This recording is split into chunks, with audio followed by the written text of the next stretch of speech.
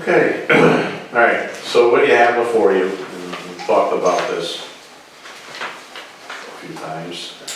We had myself, Tom Hollinger, Brad, met 3 times with the varying agencies that are involved in these resolutions to put forward a package on December 17th. The first one is a volunteer fire department, $650,000 to replace the breathing apparatus. I don't know how many of you follow the issues in Hartford a few weeks ago when a firefighter died, and I suspect there was a problem with the breathing apparatus, but there is a 15-year life expectancy in this stuff. Unfortunately, we bought them all at the same time 15 years ago, and now we're unfortunately going to have to buy them all again. These are 50 full set breathing apparatus. 50? 50 units. And when would you ever need 50 of these? Everybody's got to be equipped. When would you ever need 50 of these, Brian? The issue is they're distributed amongst the apparatus.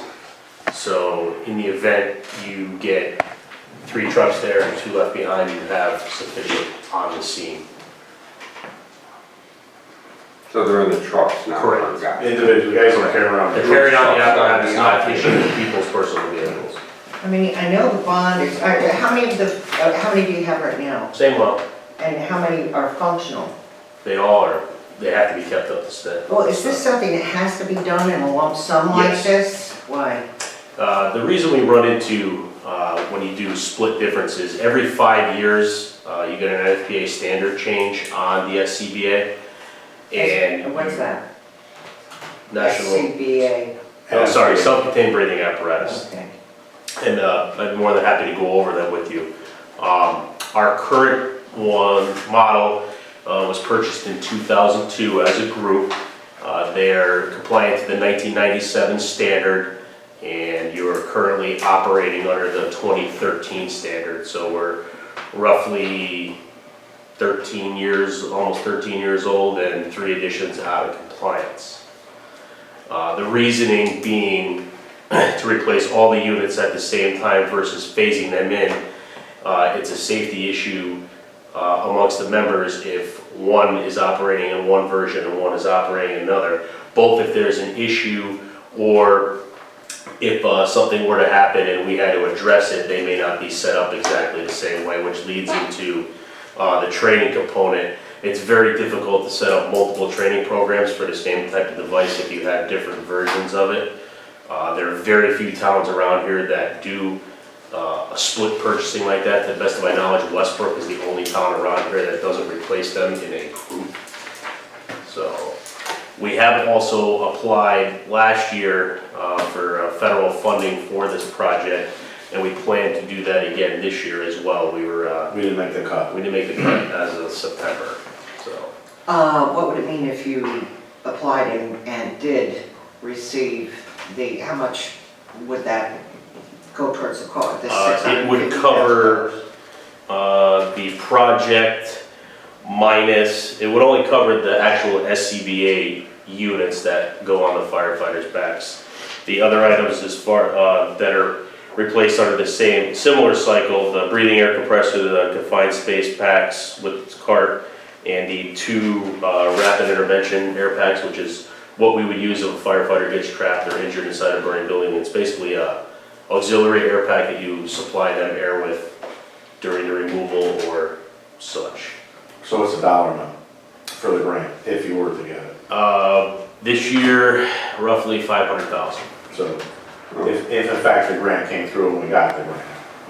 We kind of did a late notice. They let me know about it last year, kind of towards the end of the cycle. So And I got some endorsement. Courtney's office involved, it was at the end of the cycle, so now we're going for it again. We're gonna go for it again, so we'll get that going sooner. But all that would mean is instead of bonding, it may not have to bond any of it. You may say, okay, it's only costing $150,000, pay it out of fund balance. This is just authorization to spend the money. On the federal funding, we're only responsible for A bond is 5%. necessary. Say that again? We're responsible for 5% matching funding. Matching. Oh, It's 95-5 So when would we split. know if we got that money or not? someday, March, April, May, who knows, the federal rate, federal March. The, 2015, Yeah, you'd be correct. aware of the grant or aware of the results of an application? Regardless of the grant, the town has to authorize to spend Right, this. no, I amount of get money. that, I get that. So at some point, if they get the grant, we'll say, okay, we got the grant, and it's 500,000, we gotta come up with 150 grand. Then you have to go back to the table and accept the grant, and then go to the Board of Finance and go to a town meeting to accept the grant. And at that point, the town's on the hook for 150. I mean, I don't want this to come as a surprise, or it's been in the capital expenditure Keep plans putting since the last ones were purchased. It was initially put in the capital plan for 3 years of funding, $200,000 over to be encumbered over the period of time, so it would be less of a burden on an annual basis. But since finance changed the CEC policy, we had to go to split funding over 2 years. So that, and 2017 would be the year 2. So that's why we're getting on the ticket now. Okay. So I'll make a motion to authorize the resolution recommending the appropriation of $650,000 Send it to the Board of Finance. sent to Board of Finance. And I'll second that. Any discussion further? All in favor? Aye. Opposed? No, abstentions, motion carries. All right.